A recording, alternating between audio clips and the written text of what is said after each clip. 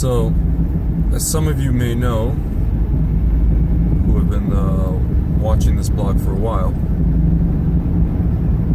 I was born in the Soviet Union. And for those of you watching who don't really have a background on what went on in the Soviet Union with respect to Jews, basically, we were denied our heritage. All the synagogues were closed down. All Jewish ritual practice was banned. All learning was banned. Pretty much, we lived in as far as Judaism is concerned, we lived in an educational black hole. And the people who did keep anything were people who, were older, the elderly, people who were, let's say in their 60s and 70s, maybe in 50s. People who remember from their childhood that, their parents or their grandparents would do something. This is maybe like in the small towns or small shtetls in Ukraine or Russia, Belarus, Lithuania.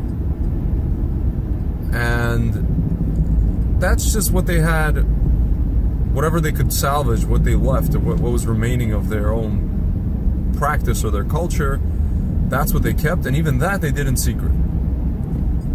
I'll tell you a personal story. My grandfather, of blessed memory, I never met him. I'm actually named after him. Tzvi Hirsch. His first name was Tzvi Hirsch. He was Tzvi Hirsch ben Yankel Pinchas. I'm Tzvi Hirsch ben Yitzhak. My father is Yitzhak. And so my grandfather, Tzvi Hirsch, he was born in a place called Berdichev.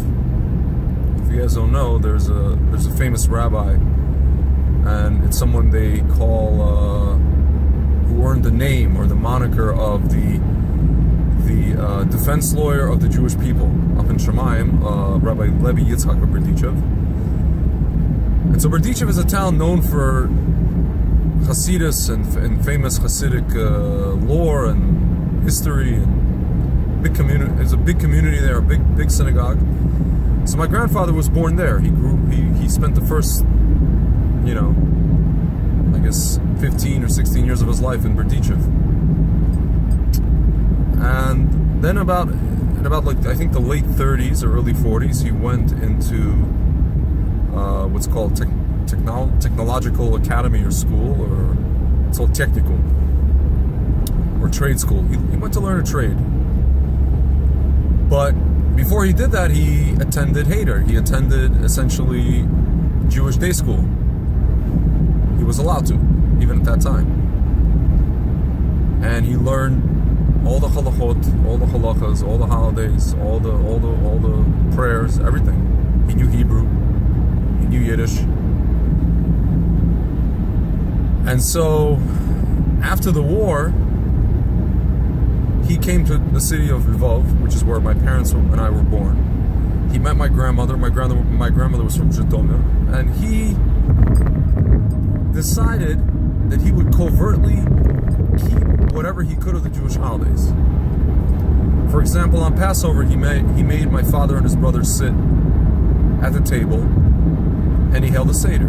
He didn't tell them what he was doing. Imagine somebody makes you sit down at a table and starts just sorting out different types of foods on a plate, mumbling some prayers, incantations in a foreign language. Like, you don't know what he's doing, what he's saying, and then he's telling you to grab one of these foods and just hold it. And you ask him why. He's like, don't worry about it. I can't tell you why. Total. Probably one of the most cryptic things to experience, I would imagine, as a child, from my father and his brothers. And then at the end, he tells them, he takes a glass of wine, which was actually cherry wine, not real wine, which he made himself. And he would tell my father, take this glass of wine, go to the door, open the door, leave the glass of wine by the door. There's a counter. And then my father would ask, who's this for? And my grandfather would answer, it's for him. And my father would ask again, who is him? Who is he? My grandfather would answer, don't worry about it. The less you know, the better. On Yom Kippur, my grandfather, everybody at work knew that he was Jewish. He was a manager. He would come, he wouldn't shave that day, he wouldn't change his clothing, he wouldn't get into new clothing, clean clothing, he would put on the clothing from yesterday, he wouldn't wash, he would come to work, and he would sit there. He would fast, he would sit there, he wouldn't talk to anybody, he would just sit there. Maybe he read the paper or whatever it was, and people knew not to bother him on that day. That was, they knew it was Colonel Lifshitz is here. He was the head of the military supply depot of the city, which is was a big position. They knew Colonel Lifshitz is here, and don't bother him. Don't talk to him. Don't touch him. So that was the extent of my grandfather's observance. So this is something he imparted on my father. Interestingly enough, his two brothers, I guess, didn't really absorb this so much. Maybe it's because they weren't around, at home that much.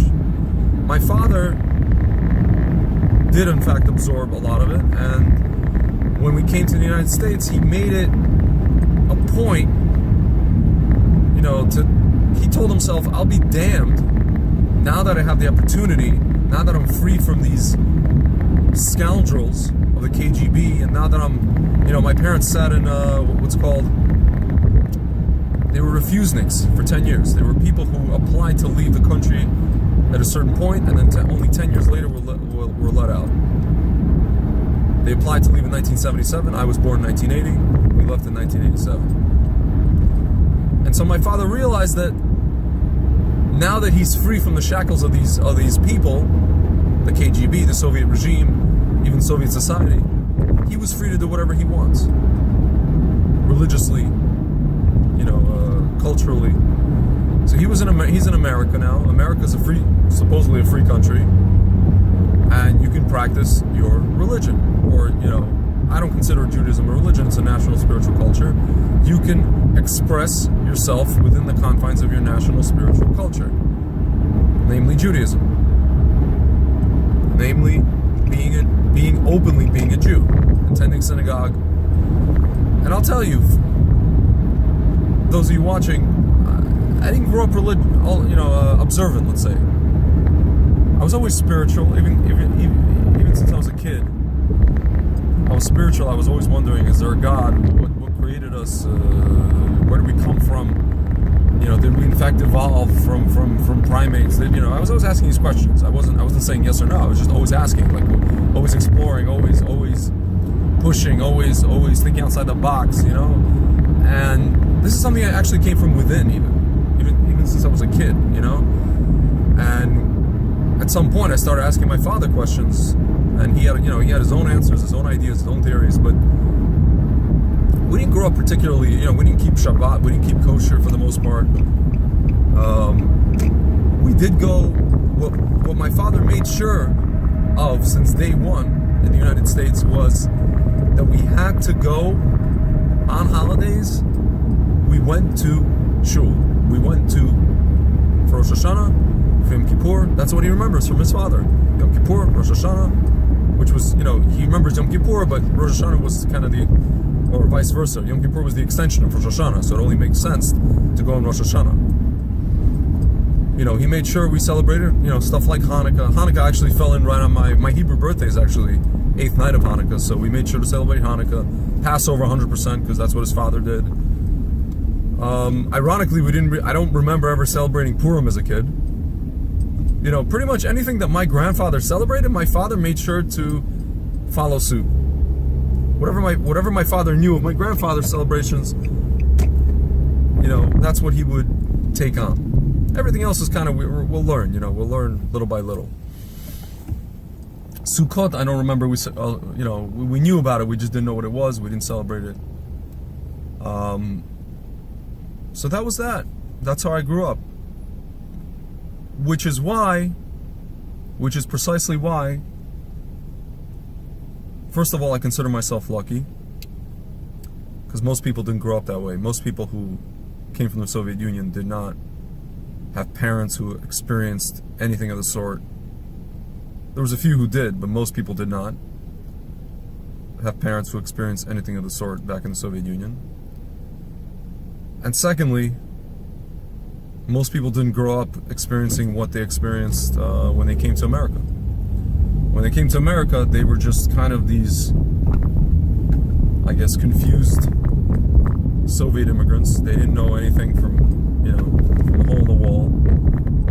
All they cared about was, just learning the language and surviving, literally just surviving and making a dime and feeding their family.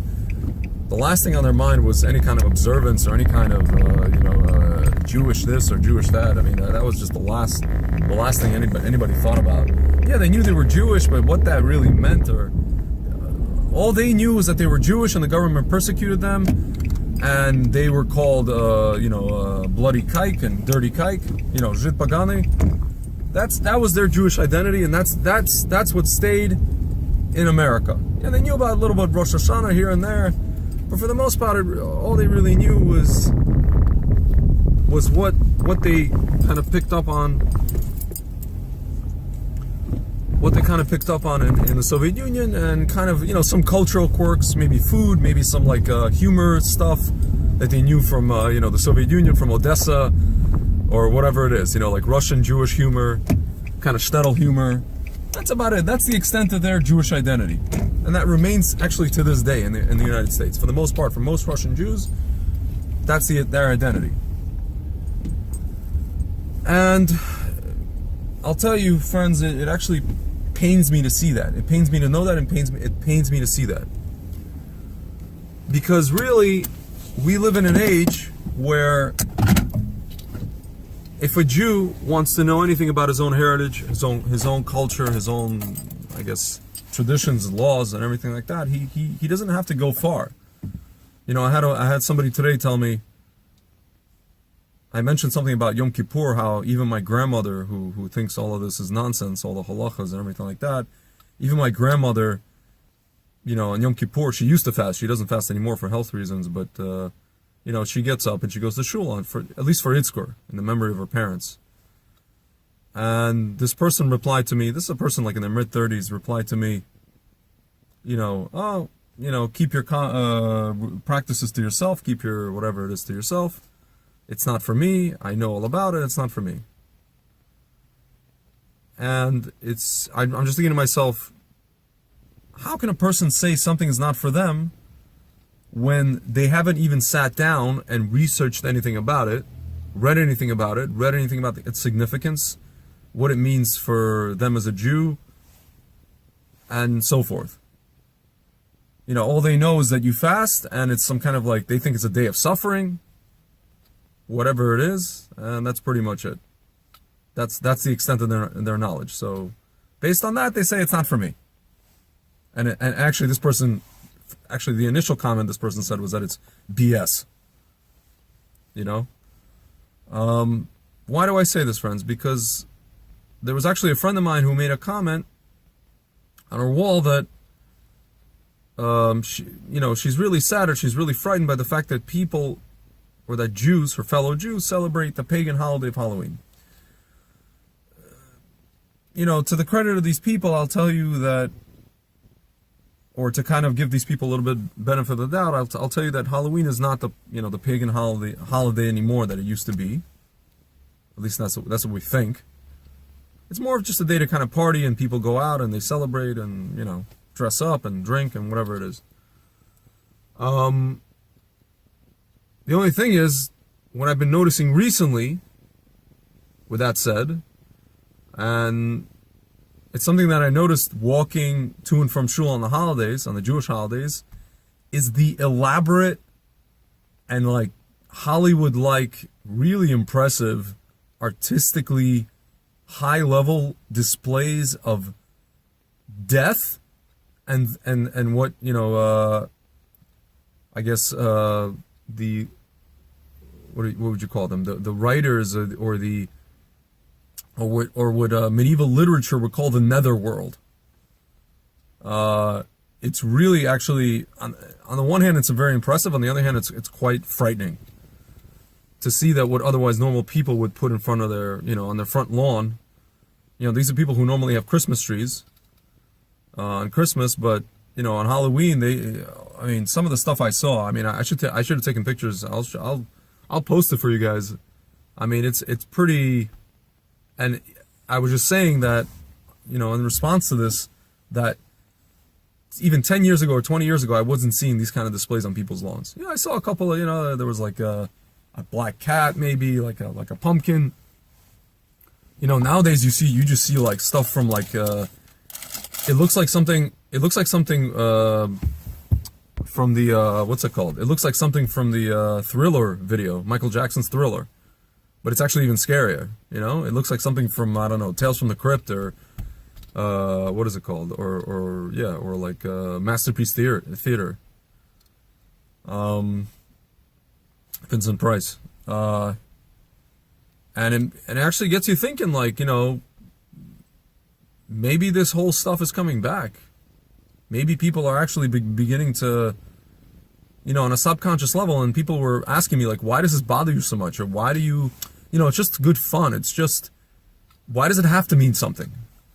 Friends, the problem is that we've gotten to a point where, and again, this is something that irks me because of my fellow Russian Jewish friends or my fellow Jews, where, a Jewish life or the life of a Jew should, I don't know, this is in my opinion. You can argue with me, you can say I'm whatever you want to call it, self-righteous or opinionated.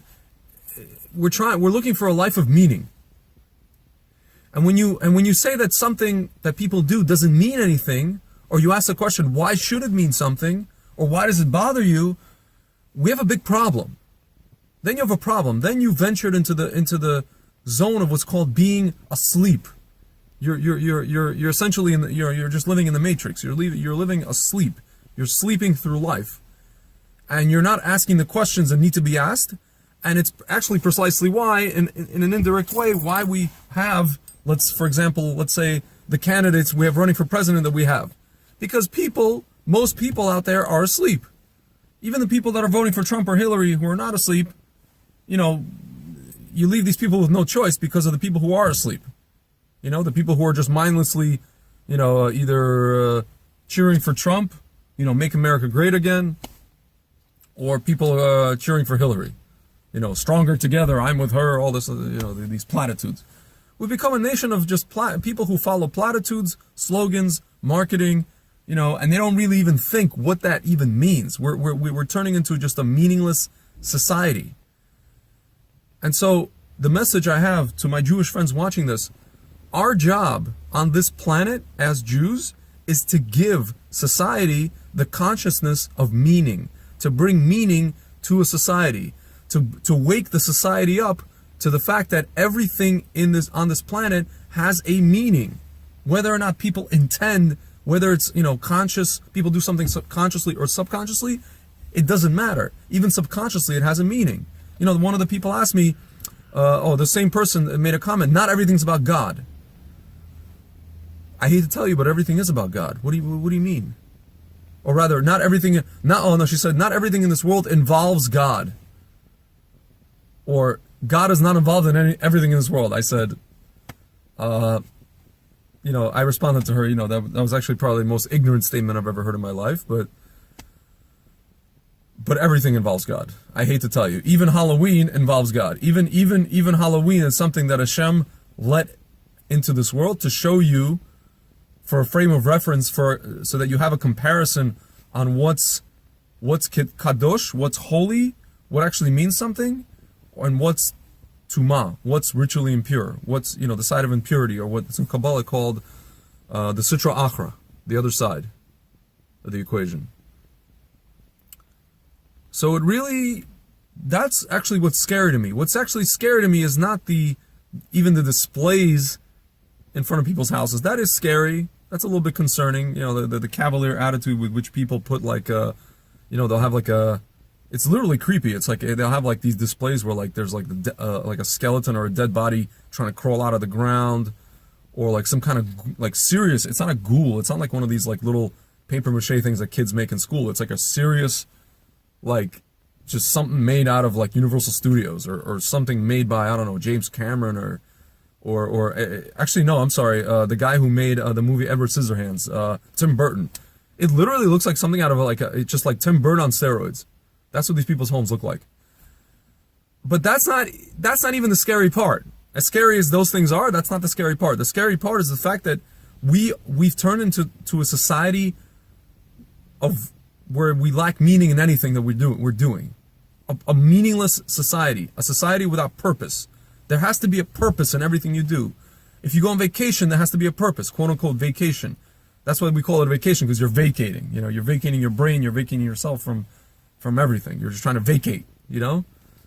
And it's the scary part is, to me, is that the Jews who live in this country, especially Russian Jews who were denied things, who were denied their culture and heritage, who now have the opportunity and the freedom and should even have the curiosity to pursue something they've been missing all their lives, are not doing it.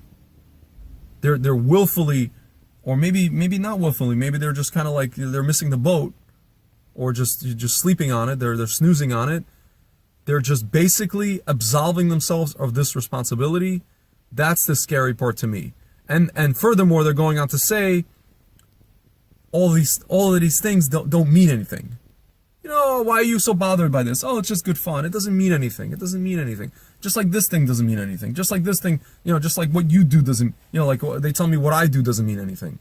Oh, it's just a bunch of, they call it, they use the Yiddish term haloimus. This is a term that their parents and grandparents use, which ironically, the term haloimus comes from the Hebrew word halumot, which means dreams. So they're basically telling us that what we're doing are dreams. It's like fantasies, flights of fancy. But it's scary. It's really scary that we've turned into a society where basically everything we're doing, or everything that we see, you turn on the television, people are just doing stuff just to do it, and there's no meaning behind it. And the funny part is that, or the interesting part is that the people who do know the meaning behind it, the people who I call, and this is where it gets a little bit, forgive me guys, I'm not going to venture into, conspiracy territory, but the powers that be, the people who rule this country, the people who rule, the elite, they know the meaning behind everything. You guys can go on YouTube. You can go on YouTube today, and you can type in the words Switzerland Tunnel Ceremony. This past summer, I think it was in the summer or the spring, there was a tunnel built, I believe through, I think it was through the Alps, in the Swiss Alps. The interesting thing, or the scary thing, wasn't really the tunnel, or the curious thing, wasn't really the tunnel. It was the opening ceremony for the tunnel. It was basically, the opening ceremony for the tunnel was basically some kind of obscure, really ancient pagan ritual. That's exactly what it was. And I think that the people attending the ceremony and the people watching around the world most likely didn't think anything of it. But there were a few people, and I saw it in the comments section of YouTube, who pick up on exactly what this is. And they acknowledged it. They said that this is a pagan ritual. This is something that was, and it's interestingly enough, the people who built this tunnel, I forgot the name of the organization or the entity that built the tunnel. It was actually in conjunction with the EU, and it's actually in conjunction with essentially like a globalist movement within the EU, within the UN. And the goal of these people is to basically create a one world, religion, and essentially a one world government. And this is their spirituality. This is their calling card. This is what they do, to worship whatever it is that they worship. And so most people didn't really pick up on it. It's not, listen, you can look this up. It's not, you want to accuse me of talking about conspiracy theories. This is something that you can research abundantly. There's information available. You can find that information on who built this tunnel. You can find that information who organized the what is it called? This opening ceremony and so forth. But that's another example of just people, something happens in the world. People, there's some kind of like display, religious or, cultural display. And people just kind of write it off as, well, it doesn't really mean anything. Why should it mean anything? Why can't it just be good fun? It's just fun. I'll tell you, friends, in Judaism, we do have a concept of fun. But or rather, not fun, but we have a concept of simcha. Joy, happiness. But when is simcha? Simcha is in Judaism, in the Jewish culture, simcha is within a context. You have times for simcha. Like King Solomon wrote, there's a time to laugh and a time to cry. There's a time to make more and time for peace. We have set time, set zman for joy, for simcha. We also have obviously simcha in our lives. We have like bar mitzvahs, we have weddings, hasana, hasanas, all these different things, or just moments where we have simcha. But we don't have in Judaism. There's no concept as just meaningless fun, just frivolous fun, frivolity. We don't have that concept. In fact, our sages talk about the person who just involves himself in just like frivolity is just like he's a fool. He's actually engaging in avodah zarah, in idol worship. So we don't have that concept. We don't have that just like, oh, it's good fun, just like go out and in this case dress like I'm sorry to say, dress like a prostitute. Half the girls you see on Halloween. Honestly, I'll tell you this on the side. I don't know when it became a custom, and I didn't even see this maybe like 20 years ago, to dress basically like you're a streetwalker on Halloween. Like a random guy. If you didn't know any better, if you didn't know what Halloween was, some man who wants to have sexual intercourse can come up to one of these girls and be like, hey, how much? No, really, like like if you don't know it's Halloween, you're just walking down the street and you see these girls on the street. Normally, like, they're dressed in a way that they're normally not dressed, or maybe they are. Maybe they dress like that all the time. I don't know, but a man who didn't know what Halloween was, he could just come up to any girl and be like, "Oh, you're working tonight, right? What's the going rate? What's going on? What's happening?" I don't know when that became a custom, but to dress up like that and to just go, just go out and like drink whatever it is. And then, for the purpose of just getting wasted, blasted, and, not remembering, blacking out, not remembering anything that happened, whatever it is, going home, and that's it. And then the next day is just kind of like, oh, you come into work and you talk about, maybe you do talk about it, maybe you don't talk about it at the water cooler, you have a hangover, whatever it is, And the fact that, people, Jews, Russian Jews, especially people from the Soviet Union who are, I guess, venerating this or at the very least saying like, oh, what's the big deal? Why does it bother you? Why is everything about God? Why does everything have to mean something? Again, it's really, really just cause for concern. It's really cause for concern. I'm not even going to go so far as to say that this is not even our culture. You want to call yourself, oh, I'm an American. I'm an American now. I'm an American. Jews, any Jews watching this, American Jews, Russian Jews, etc., anyone who lives in the United States, any Jew who lives in the diaspora, I'm going to tell you this only once in this video. I suggest you go look up Jewish history, and you go look up the history of Jews who lived in the diaspora countries. You can go back as far as the year 1000, as far as the year 500. You can look at every single country, powerful country at that time, powerful nation, powerful empire. You can see the same historical patterns.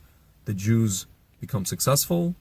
The Jews get into positions of power, positions of influence. And then, at some point, they are either like what I would call holocausted. There's a genocide on them, pogroms, or they're basically told, please leave our nation, by the king, by the vizier, by the pope, whoever it is. It happens over and over and over again. And if you think that it can't happen in the Western countries, in Europe it's beginning to happen, thanks to our our Arab friends or ISIS friends. If you think that it can't happen in America some way, somehow, wake up. You're sadly mistaken. And if you want to sit here and you want to tell me that you're an American and you're celebrating an American holiday and you're an American, you're an American citizen and you're proud to be an American and you're this and this and this, wake the blank up. You are a Jew first and foremost, even especially to you religious Jews. You know, you Americans with a kippah on top. Remember who you are. At any day, at any moment, your precious home. And I'm not telling this as a threat. I'm telling you this as a again, look up Jewish history. Spain, Holland, England, Russia, Persia, Babylon, anywhere you want to, France. I mean, just go, Germany. In Germany, the Jews were considered themselves more German than the Germans. And then the Germans reminded them eventually who they were. Yeah, it took one guy to say a couple of things, make a few speeches, but eventually they all rallied behind him, and they reminded these German Jews, or Jews of the Mosaic faith, who they were. You know, Wagner said that a Jew can write all the symphonies he wants for Germany and submit them to the German, arts or whatever it is, but he would never be able to write a symphony, a German symphony, like a German can. His symphony is a Jewish one. It's not a German one. And Wagner was an anti-Semite, but he reminded us we should all heed the words of Wagner. He reminded us who we were, and Wagner was one of Hitler's idols, and Hitler reminded us who we were. So don't ever forget. So to the people, especially to the frum Jews living in the United States, I'm telling you again, this is not a warning. This is not a threat. This is more of a warning and just a wake-up call. Your precious house, your precious mansion in Muncie, in Passaic, in Teaneck, in wherever else you live, in Flatbush, in Mill Basin, in Marine Park, Lakewood, wherever else you live comfortably, and you think that you're an American, and you're so worried about the election, you're so worried about who's good for the Jews. You're so worried about I'm an American, I'm gonna go vote in a week. This is so important, and this is so, you guys have turned this election into avodah zarah, into idol worship. You guys trust more in Trump and or in Hillary than you do in Hashem. That's what I feel like that. I feel like you guys have gone to that level. You guys are having parlor meetings and all kinds of speeches and debates in synagogues. Who's better for Israel? Better, Hashem is better. That's who's better. I mean, and you're so American. You guys are so you're American. Guys, I'm telling you this as a person who was born in the Soviet Union, who grew up in the United States. I spent, I made Aliyah in 2010. I came back here 3 years ago. So I've lived in the United States since 1987. It's been almost 30, almost, it'll be 29 years to the day that we came to this country. I never forgot that I'm Jewish. I never forgot that at any moment, this country can spit me out. That this country, we have, as soon as you see a Jew almost becoming vice president of any foreign nation, of any nation that's not Israel, of any diaspora nation, start to pay attention. Start waking up. When you saw Joe Lieberman almost become, he was supposed to have been, according to the popular vote, Al Gore could have been president. When you see Joe Lieberman and a Jew go all the way to the highest position probably in the world, to the second most powerful person in the free world, one of the most powerful people, start paying attention. When you see Jews all the way in the higher rungs of the presidential administrations, advisory roles, governors, mayors, the mayors of the big, the most, probably the most famous city in the world, start paying attention. Don't get too comfortable. And you guys may be asking, why did I even go in this direction with this conversation? Because it all ties into what I was talking about before. It all ties into Halloween and just our meaningless society and Jews basically forgetting who they are and just kind of like being brainwashed or lulled into the complacency of thinking that they're just like regular Americans and just trying to live their American life. Friends, I have a message for you. You're not. You are Jews. You were put on this earth to bring light into the world, not to sleep, not to be caught in the matrix, not to be part of a meaningless drone sheeple movement. You were born to do something else, to accomplish something else in this world. And yes, that it is within the context of keeping some semblance of Torah and mitzvot. That is within the context of having a consciousness that we're going to be back in our land soon, very soon, in Israel. And within the consciousness of knowing that the diaspora land that you live in is not your land. You maybe grew up in it, maybe some of you were born in it, maybe you have, you hold a passport, citizenship, you celebrate some of the holidays, you celebrate Thanksgiving, whatever it is, New Year's, blah, blah, blah. Mother's Day, Valentine's Day, blah, blah, blah, blah, blah. Ultimately, it's not yours. Not only is it not yours, all of this can be taken away from you at any moment. Because we know Jewish history. Friends, if you doubt what I'm saying, if you disagree with what I'm saying, as far as Jewish history is concerned, I advise you, there's wonderful resources out there. Go on the website Jewish Virtual Library. There's also this set of books called Jewish History by Rabbi Beryl Wein. I advise you. We live in an age you can go and pick up anything. You can buy anything, look up anything, learn anything, find out about anything you want to. Yeah, there's a lot of garbage out there. You have to sift through it, but there's also, I can tell you specifically what to search. You could search it, and you can learn, and you can understand who you are, and where you're coming from, and where you're going, where you are now and where you're going. Because if you don't, you're going to have a big problem. You're going to have a big, big, big, big problem. Our sages tell us that only 20% of Jews left Egypt. 80% stayed behind and died because 80% considered themselves Egyptian. They didn't want to leave. They have all these valuables, their jobs, their whatever it was, the comfortable life. It wasn't, it was quote unquote slavery, but believe me, the 80% of them didn't want to leave. And friends, I just want to tell you, I for one, I had rabbis tell me, it's going to be the same thing. 20% of Jews will be awake, they'll leave, and 80% of Jews will stay back, and they'll, God forbid, we don't want to know what happens to them. But honestly, friends, I don't really, first of all, I don't accept the words of people that tell me that, the rabbis that tell me that, and I don't really want to see that happen. I don't want to see a bunch of Jews either, God forbid, killed in America, or just rounded up and just like tossed out like garbage. Like they had like in Spain, like the expulsion in 1492. Guys, I mean, it's really, you want to sit here, you want to scoff, you want to laugh, you can say whatever you want. But I'm telling you, again, and again, this is in the context of what I was talking about, Halloween and the meaningless society. We're going to be given, if we haven't already been given, a serious wake-up call in this country.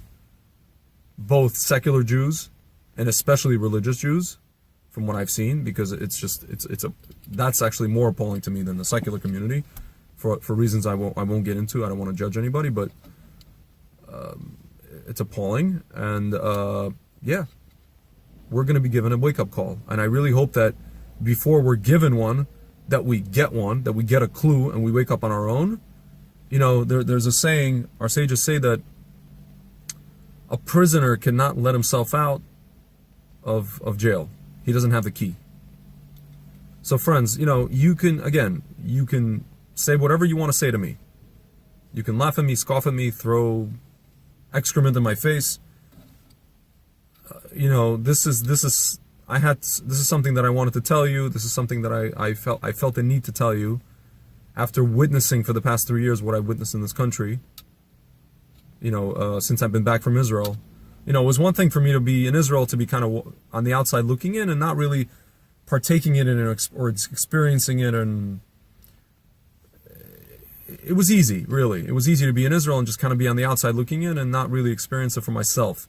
But now that I've been back here for 3 years, and literally it's been 3 years exactly, and experienced it for myself, and I can only say it would be an injustice, or I would not be doing my job if I didn't speak up for the past now 40 minutes, if I didn't say anything.